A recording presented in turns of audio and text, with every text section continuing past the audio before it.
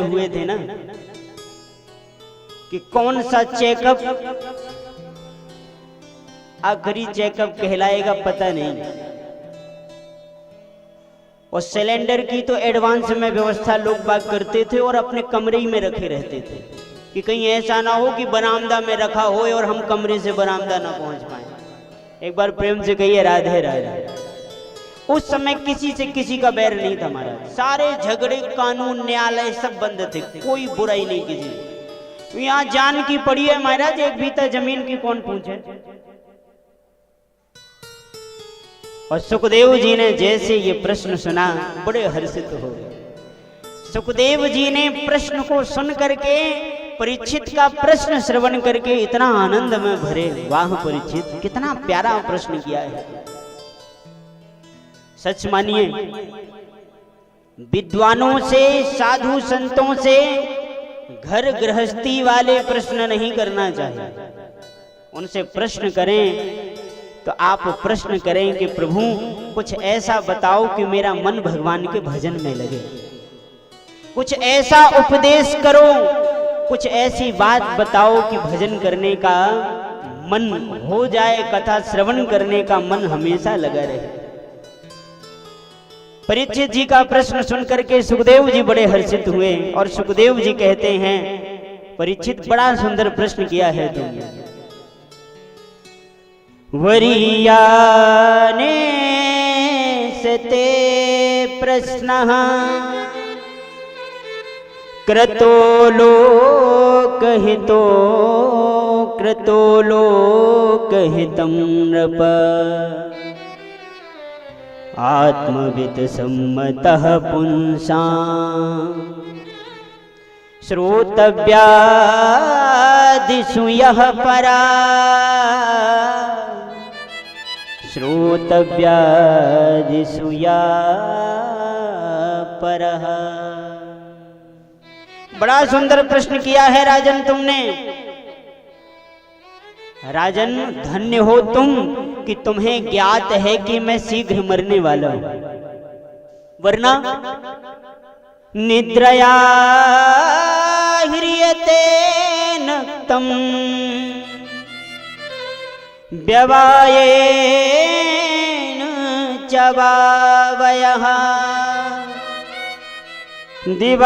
दिवाचार्थे हया राजन् कुटुंब भरणेन वा कुटुंब भरणेन वा। रात्रि सोते सोते व्यतीत हो जाती है और दिन काम करते करते व्यतीत हो जाता है। दिन व्यतीत होता है, सप्ताह निकलते हैं, महीना चला जाता है और देखते देखते महाराज नया साल आता है और नया साल कब पुराना हो जाता है पता नहीं चलता। और इसी तरह एक एक क्षण में आयु बीत रही है महाराज। लेकिन सुखदेव भगवान कहते हैं, देखो तो परीक्षित, लोग देख करके भी नहीं देख पाते। तेषां प्रमत्तो निधनम्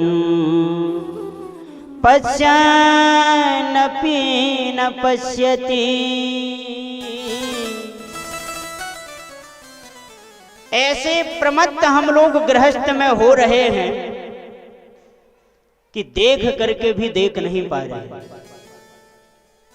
इसलिए राजन, दूसरों की मृत्यु देख करके और तुरंत आभास कर लो कि एक दिन हमको भी बिना किसी को बताए ही चला जाना पड़ेगा। अपनी मौत का इंतजार मत करो, दूसरे की मौत से ही सीख लो कि एक दिन हमें भी मरना है। और इसलिए आज से, अभी से, इसी क्षण से प्रतिज्ञा करो कि दुनिया के काम करता हुआ भी मैं राम के लिए भी समय निकालूंगा। और परीक्षित, जब ये बात समझ में आ जाए कि शीघ्र मरना है तो क्या करना चाहिए? आप लोगों को कल हम बताए थे ना, जल्दी मरने वाले व्यक्ति को क्या करना चाहिए। सुनिए, 3 बातें बता रहे हैं श्री सुखदेव भगवान। तस्मात् भारत सर्वात्मा भगवान ईश्वरो हरिः श्रोतव्या कीर्तितव्यश्च स्मर्तव्य इच्छता भयम्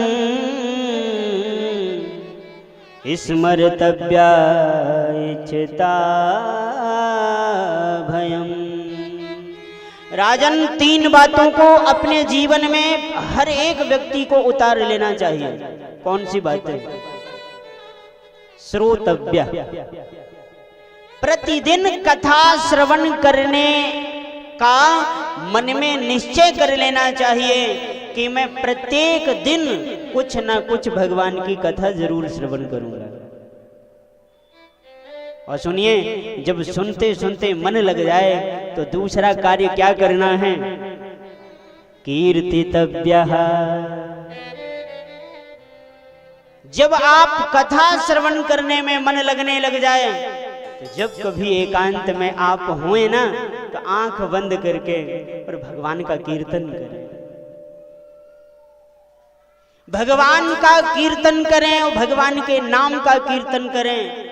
और जब इससे भी फुर्सत मिल जाए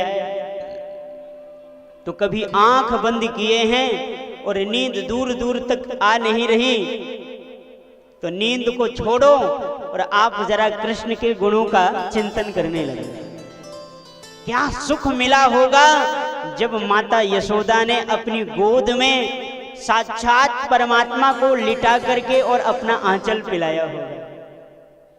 अरे कभी इस विचार में भी आप बैठें कि जब दूध पिलाते पिलाते और कोई मैया अपना आंचल थोड़ा सा खोल करके लाला के मुख की तरफ देखती है, तो कोई साधारण शिशु भी जब मैया का आंचल छोड़ करके और मैया के मोहड़े को देख के मुस्कुराने लग जाता है, तो माँ प्यार में भर करके, प्रेम में भर करके अपने सारे काम काजों को भूल जाती है और अपने लाला को प्यार दुलार करवे लग जाए।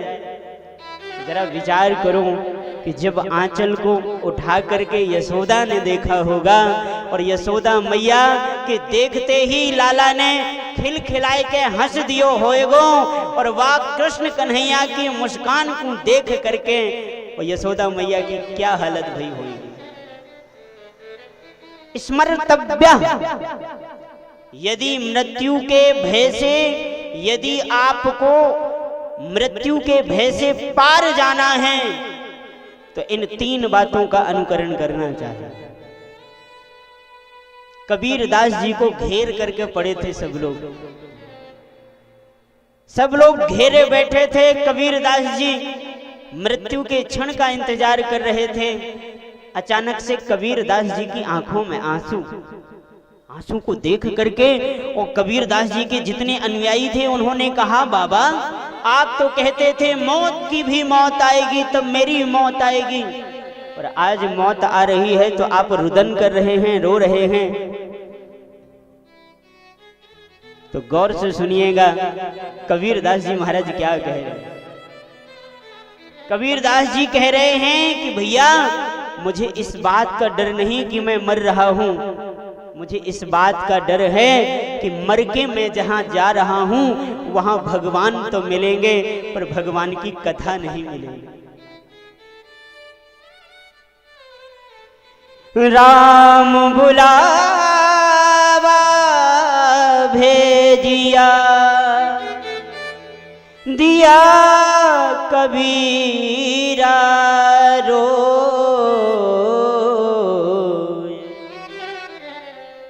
जो सुख हो हरि भजन में सो बैकुंठ न हो, सो बैकुंठ न हो। मैं इसलिए रो रहा हूं कि वहां भगवान तो मिलेंगे, भगवान की कथा नहीं मिलेगी।